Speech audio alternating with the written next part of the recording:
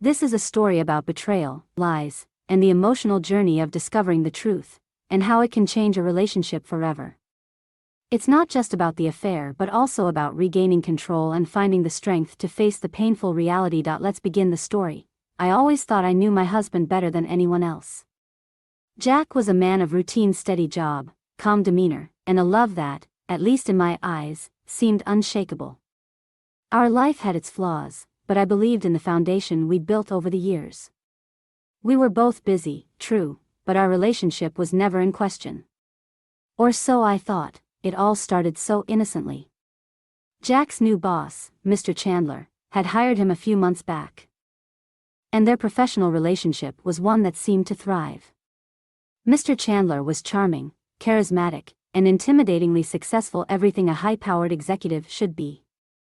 He and his wife, Monica, frequently hosted dinners, charity events, and other social gatherings, and Jack was always invited. Naturally, I assumed it was all professional. After all, the higher you climb in a company, the more connections you make, right? But there was something about Monica. From the moment I met her, I couldn't shake the feeling that there was a sharp edge beneath her polished exterior. She was warm, yes, but there was a distance, an unspoken tension I couldn't place. Over time, I started hearing Jack mention her more and more. Casual conversations turned into frequent updates, and his admiration for her was evident. "She's so sharp, Liz," he would say, "she just gets the bigger picture." I never thought much of it, but something gnawed at me. The way his eyes lit up when he spoke about her, the long hours he'd work late just to please her, there was an odd intensity in the way he praised her. In hindsight, I should have listened to that gut feeling. One evening, it all came crashing down. It was a Friday night, and Jack was unusually late. He'd promised to come home for dinner, but work kept him at the office. I had settled in with a book, trying to ignore the feeling that something was off. The phone rang, and when I saw Jack's name, I answered with a mix of relief and irritation. "Hey babe, I'm sorry, but I'll be another hour. Mr. Chandler asked me to finalize a few things before the weekend." Jack said, his voice calm, but there was something in his tone, a slight hesitation that sent a shiver down my spine. "Okay, just don't work too hard." "I'll wait for you," I replied, though something felt wrong. He never sounded this distracted. It wasn't until an hour later that my life would change forever. I was standing in the kitchen, preparing a late snack when the doorbell rang. It was odd, Jack usually used his key. I opened the door, and there stood Monica. She looked stunning as usual, her perfectly styled hair flowing over her shoulders, but there was a distinct sadness in her eyes. "Liz, can I come in?" "We need to talk," she said softly. I didn't know what to expect. But I stepped aside and let her in, my heart racing. Monica didn't waste any time. She looked me straight in the eyes, her voice trembling as she began to speak. "I'm so sorry to do this to you," she started, "but I couldn't live with myself anymore. I had to tell you the truth." My mind was already spiraling, but I remained silent, waiting for her to continue. "I don't know how it happened, Liz. I never meant for it to go this far," she said, her voice barely above a whisper. "But Jack and we've been having an affair. 4 months. It's not something I'm proud of. I didn't want to hurt you, but I need you to know the truth." I felt the room closing in around me, the weight of her words pressing down on me with suffocating force. The air seemed to thicken, and for a long moment, I couldn't speak. My mind was reeling with disbelief, with hurt. "With betrayal, you. And Jack?" I whispered, almost unable to comprehend the words. "How could this happen? Why?" Monica's eyes were full of regret. "I didn't mean for it to go this far. It started so innocently, just late nights at the office, work meetings. He's so talented, so driven. I couldn't help but admire him, and one thing led to another. I wanted to scream. I wanted to slap her, to ask her how she could do this to me. But there was something in her face, a raw vulnerability that kept me rooted in place. Monica wasn't just some villainous woman who was trying to tear apart my life. She was as much a victim as I was in this twisted scenario. I thought I could keep it under control. She continued, but I couldn't. Jack and we got closer, and it became something neither of us could deny. I didn't know how to process it.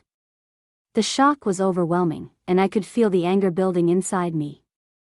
But then, I realized, the anger wasn't just at Monica, it was at Jack. He was the one I had trusted, the one who had made promises to me. He had been the one to betray me. Yet, here I was, listening to his affair from the lips of the woman who had been the other side of it. Why are you telling me this now? I asked, my voice hoarse. I couldn't live with the guilt anymore. Monica replied. I know I'm just as much to blame. Jack. He's not the man I thought he was. He didn't tell me he was married at first, Liz. And when I found out, it didn't stop him. He lied to you, and I couldn't stay silent. You deserve to know the truth. He's been living a double life. The words were like ice water splashing over my head, shocking me back into reality. I didn't know what to do with this information. It wasn't just the affair that hurt, it was the lies, the deceit. Jack wasn't just betraying me with Monica, he had been deceiving me all along, hiding pieces of himself that I had never known existed. Monica stood up slowly, her face a mix of regret and resignation. I never wanted to hurt you, Liz. I'm so sorry. She turned to leave, but before she did, she paused. I don't know if Jack will ever come clean to you about this. But please know, I'm telling you because you deserve the truth. With that, she walked out the door, leaving me alone in a whirlwind of emotions. I sat there for what felt like hours, trying to piece together the broken fragments of my reality. How had this happened? How could Jack, my husband, the man I thought I knew, betray me in such a devastating way? The sound of the door opening snapped me out of my daze. Jack stood in the doorway, his face tired, as he glanced at me. Liz, what's wrong? He asked, sensing the tension in the room. I looked at him, and for the first time in our marriage, I didn't recognize the man standing before me. You're home late, I said, my voice quiet but steady. I think we need to talk. He looked confused for a moment, and then it hit him. The guilt in his eyes was unmistakable. I'm sorry, Liz, he said, his voice breaking. I should have told you. I didn't mean for any of this to happen. I took a deep breath, the anger boiling inside me, but I remained calm. You didn't mean for it to happen? I repeated. What do you mean by that, Jack? You've been lying to me for months, sneaking around behind my back. You betrayed me. You betrayed us. His eyes lowered, and for a moment, I thought he would apologize, try to explain himself. But I didn't want to hear his excuses. Not anymore. I don't want your excuses, Jack, I said firmly. You and Monica, what you did. It's unforgivable. I stood up and walked toward the door, my heart heavy with the weight of everything that had just unfolded. I think it's time we figure out what comes next, I said quietly, my voice trembling with raw emotion. But it's not going to be easy. As I left the room, I realized something. This wasn't just about the affair.